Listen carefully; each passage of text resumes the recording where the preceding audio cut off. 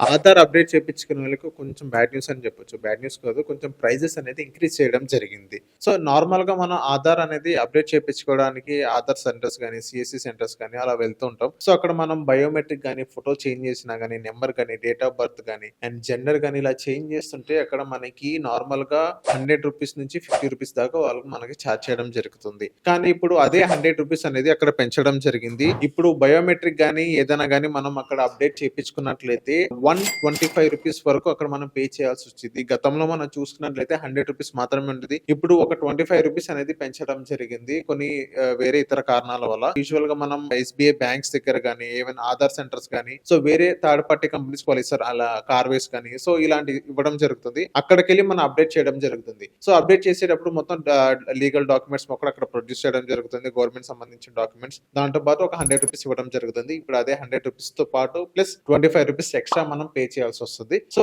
ఎవరైతే Aadhaar card update చేపించుకోవాలనుకున్నారో ఇది ఒకసారి వాళ్ళందరికి షేర్ చేయండి. అండ్ రూ. 125 అనేది వాళ్ళకి పే చేయాల్సొస్తది. ఇది మాత్రం గుర్తుంచుకోండి.